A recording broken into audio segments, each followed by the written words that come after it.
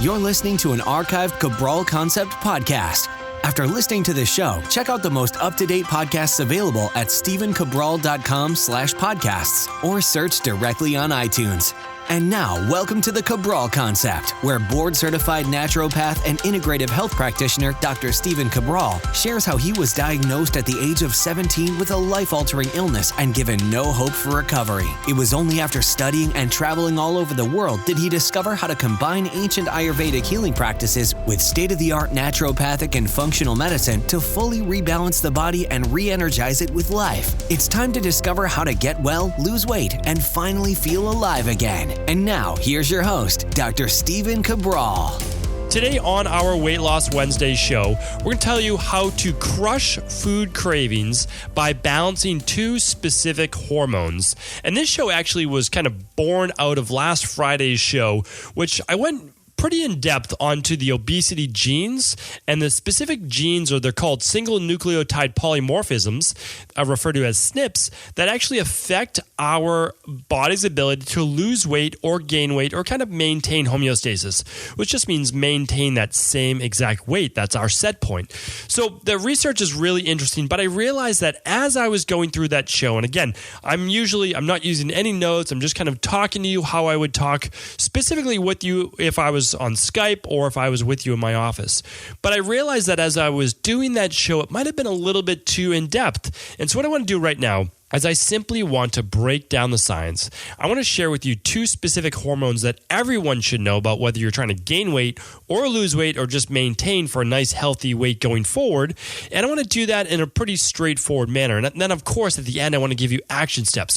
What can you do to keep these two hormones balanced so that you don't have as many food cravings? And I think that's really important as well, because remember, food cravings in and of themselves could be good, meaning like you might need specific foods, or they could be bad, as in your brain actually isn't getting the proper signals. And we're going to talk about that in one moment, where when it gets its signals mixed up, you start to get cravings even when you're not hungry, and you get cravings, to be truthful, when your body doesn't even need to gain any more weight. And so it's supposed to turn off when you've already gained enough weight, gained enough what they call adipose tissue or fat cells. And we'll go over that right now. So essentially, there's two hormones, and the first one is called leptin.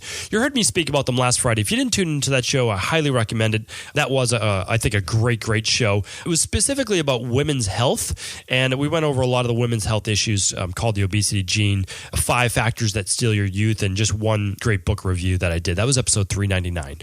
So today what I want to get into is right into what's called leptin. So leptin is a specific hormone. It's mainly secreted from your fat cells. And again, if I say adipose tissue, I just mean fat. It's just a specific medical name for that, or a scientific name. Now, although it's predominantly secreted by the fat cells, your fat cells, sometimes it's secreted by, there's a little secreted by your stomach, your heart, some of your muscle, but mainly your fat cells. And it's secreted when you basically have enough body fat.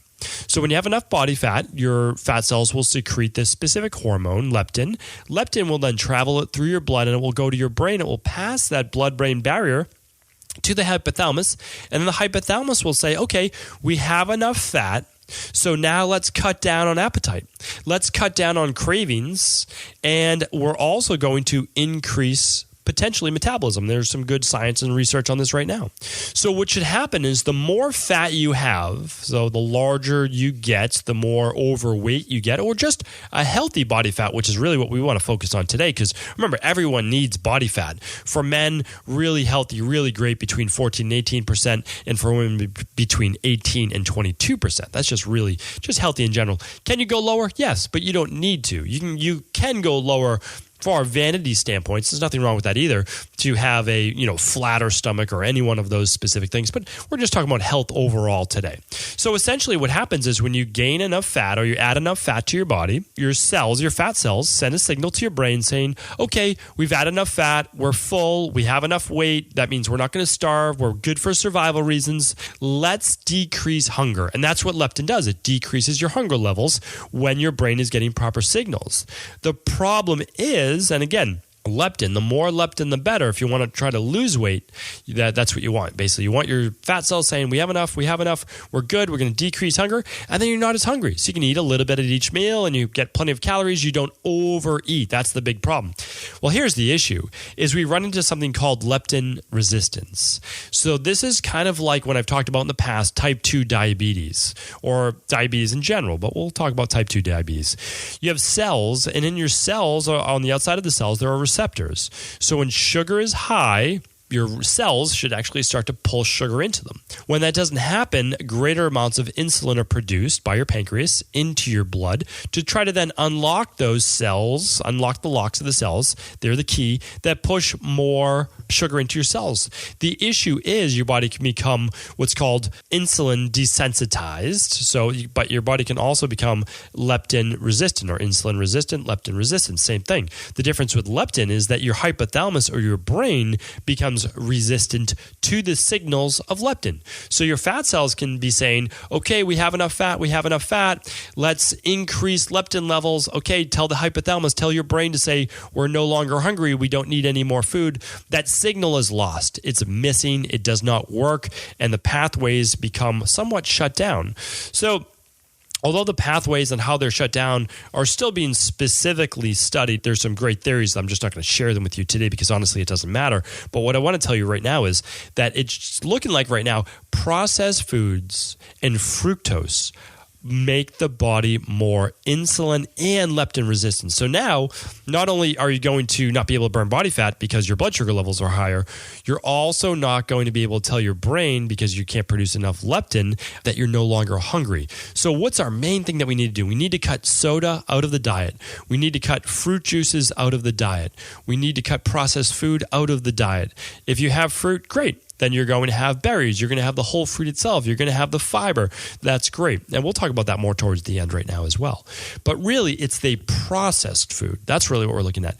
Processed food, meaning coming from a bag, coming from a box, all of the wheat, all of that stuff that's been processed, that's high in fructose as well. Remember, fructose doesn't mean fruit sugar. It means fructose, fructans, and those are also in wheat and processed food as well. And they're actually very high in wheat. Wheat has something called fructans, and that's going to produce the same type of sugar. So that's really important to look at. Okay, we just went over that. Basically, processed foods is really going to damage that signaling pathway. But now there's another hormone called ghrelin, and ghrelin will actually increase hunger, right? And so if we don't have high enough levels of leptin, that we're not going to be able to feel satiated or full. We're going to have cravings. And if we have high levels of ghrelin, that's going to increase our hunger as well. So I'm going to try to really clear this up. I don't want it to be complicated at all. We have just two hormones here. Ghrelin is predominantly produced by the gut, so stomach, intestines. And what happens is when your stomach is empty, your body will then, or your stomach will start to produce the hormone ghrelin. And that too will move into your blood, and it will cross the blood-brain barrier to the hypothalamus. And then your hypothalamus will tell you, okay, you're hungry, you should now eat. Well, what happens as well is if you get improper signals of ghrelin, you are going to always feel hungry as well. So we want less ghrelin. If we want to lose weight. And we want more ghrelin if we want to gain weight. So if you're someone that's trying to eat more because you want to gain weight, well, then you want that to be a little higher as well. So that one's pretty simple, pretty straightforward. I want to give you some kind of shortcuts, as they call them, hacks, right? But I want to do it obviously from a more ethical, non-hypey perspective. So if we want to increase our levels of leptin, which then decreases our hunger, so let me just give you a quick recap. When you add enough body fat, your fat cells should actually tell your brain, stop eating, reduce cravings, reduce appetite. We have enough body fat. We're going to use the fat now as a fuel source to burn. So that will help greatly. Now, when your body gets hungry, it's going to increase ghrelin. However, when you put a good meal in your stomach, predominantly plant-based, which I'm going to talk about right now, then your body will then feel satiated as well. So you can feel satiated from two different levels. So how do we end cravings, right? How do we keep the weight off? Because I'll tell you this, I've done a lot of the research. I see in weight loss studies that most weight loss diets will work if you reduce calories. However, you cannot greatly decrease calories for that long without also disturbing leptin and ghrelin. So meaning this, if you cut your calories too low, your leptin levels are going to go too low and you're going to keep being hungry. And your ghrelin levels will go too low as well, and your body's going to then start to increase hunger. So all of these things, do really matter. So what do we do about all this, right? So great, we have the hormones, we know what they do, we know why they're making these specific signals. Well, there's this. I want to tell you just exactly what we do for people in my practice, whether you're coming as a personal training client, whether you're coming as a wellness client, or whatever it might be. We use a plan. It's just called the Fatlocity Diet Plan. And I've used this now since literally, I believe it's right around 2001. So what it is a actual figure competitor, someone who's looking to really get lean. And so what we do is we cut people's carbohydrates down fairly low for 21 days. And the reason we do this, we increase vegetables dramatically. So you're having a couple cups at each meal. So that's going to then fill your stomach. As your stomach expands, it's then going to decrease ghrelin levels, okay? When that happens, then you're going to start to feel more satiated. That's why a lot of times if you're only eating high fat or just a lot of protein, you're not eating enough to fill the whole stomach. We still should start with a lot of those good vegetables in there, okay? So very high in vegetables. We will include fruit after a couple weeks, but it's mainly berries and those specific types of things. We're also going to try to decrease inflammation as much as humanly possible. So we're going to get good quality fish in the diet. We're going to get obviously our vegetables. If you're vegan, that's okay as well. We can use other food sources too. We'll do some lentils. We'll do some proteins like that. That's totally fine. Chickpeas. And again, you're going to get your anti-inflammatory foods through your vegetables as well. But one thing I do recommend, you can get either a vegan source or the other sources. And you can just see them. Again, all of this is available if you go to stephencabral.com/store. You don't need to buy anything there if you don't want. That's totally fine. At least see what we offer to our people all over the US, Canada, and the UK. So we have 2 omega-3 products. One's called, you can just go see them there. One's in capsule form and one is in liquid form. The liquid form, you just need 1 teaspoon. It's very high anti-inflammatory. And the capsules, you can take 2 capsules of those per day. So that's going to help with decreasing inflammation. That's going to help with signal pathways as well to the brain. Very, very important. Also, sleep. Too many people are going to bed after midnight. They're not getting proper sleep, and too many people are not getting 8 hours of sleep. They've shown that your blood sugar levels are going to be higher upon waking, and your leptin levels and ghrelin levels are not going to be properly balanced. You're going to have increased cravings if you are not getting at least 7 to 8 hours of sleep per night. If you say, I can get away with 6, you can't. It catches up with you. You might have energy, but you're not able to properly detoxify overnight. You're not able to properly rebalance all of your blood sugar levels. You're not able to balance your craving levels. All of these specific things, all of them absolutely do matter. And then one other thing I want to talk about as well is you want to really look at your anxiety. You want to look at your stress. You want to look at, so those two things go hand in hand. Why? If you are stressed and you are anxious, a lot of people crave food because they get then serotonin, they get dopamine, they get other neurotransmitters, GABA, when they eat higher carbohydrate and sugar-based foods. And so when that happens, or salty foods as well for the adrenals, when you eat those foods, you feel temporarily satiated because you're producing something in your body that is a hormone or that's a neurotransmitter that's going to calm you down. So we have to look really as the body as a whole. I need you to work on stress on many different levels as well. Sleep will help with that. Overall, doing the detox that we offer, getting your body balanced on more of a plant-based diet. I also want you to look at your adrenals. I want you to look at cortisol. If you are someone that running on high cortisol, you are going to be more inflamed. You are also going to start producing higher levels of estrogen dominance. And again, women, now men it happens as well, but women with estrogen dominance can have higher levels of food craving and improper balance of leptin sensitivity as well. So we don't want that too. And the last part is just overall blood sugar regulation. If someone's in adrenal fatigue or adrenal exhaustion, they're feeling worn out, a lot of times their blood sugar levels can dip too low. When this happens, you're going to greatly overeat. You're going to really increase those hunger levels. My recommendation is try to eat about every 4 hours, 3 to 4 hours.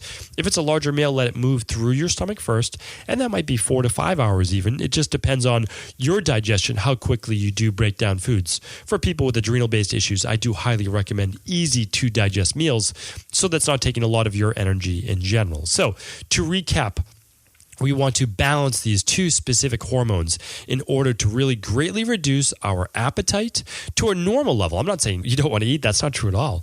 But I also want to make sure that we're just reducing these cravings overall in general. And by balancing leptin, by balancing ghrelin, by really removing the processed food, by dropping down those fructose levels, by reducing just in the very beginning, your overall carbohydrate consumption, so you can start to burn more body fat. And then what we do is we gradually build it back up. And again, the Dr. Cabral Detox does this. That's more like go right after it. If you want to ease into it, then you can look at the Fat Velocity Diet Plan. And that's exactly what we use in my practice right now. Either one works. If you just want to say, well, I'm just going to just kind of do it on my own, then that's great as well. Concentrate on getting a couple cups of vegetables with each meal. And even for the smoothie in the morning, I'll put in a lot of times a handful of spinach, and I also do my daily fruit and vegetable blend. I'm getting a lot of nutrition in there that's going to cut down on my body's need or want or craving for a lot of other nutrients because I'm getting them right there in the morning. And then you can take your omega-3s to reduce inflammation, get more sleep, really rebalance overall stress in your life. If you do those things, I know right away, just slowly by surely, it takes about 7 to 10 days. That's what we see, about 1 week. You're going to start to reduce those cravings. And you absolutely will then start to go into more of a fat burning mode. So hopefully that helps. And again, if there's ever any questions, I'm happy to answer those questions. Feel free to write in at stevencabral.com/Ask Cabral. Have a great rest of the week. What's today? Wednesday, a couple more days to go. And be sure to tune in tomorrow for an amazing Training Thursday. Take care, everyone. Are you ready to heal yourself and then go on to heal others? If so, the Integrative Health Practitioner Institute can help you discover proven functional medicine protocols that blend the best of 7 different healing disciplines from around the world. I personally share with you the exact handouts and protocols I use in my private practice that enable people to get well, lose the weight, and live longer, stronger. I want to pass this information on to the next generation of health coaches, and that is exactly why I created IHP. We are the future of the health coaching industry, and the skills and knowledge you will learn will make you an in-demand certified health coach anywhere in the world. Although we have many medical professionals taking the IHP certifications, no experience is necessary, and half our members have no previous health certifications. At the Integrative Health Practitioner Institute, our motto is a health coach in every home. Our goal is that you take this knowledge and then share it with family, friends, loved ones, your community, or in a practice where you create a career you love and can be proud of. The global IHP community is filled with some of the most kind and caring people in the world, and we can't wait to welcome you into our world soon. For more information or to set up a discovery call with one of our IHP Health Coach graduates, simply head over to integrativehealthpractitioner.org.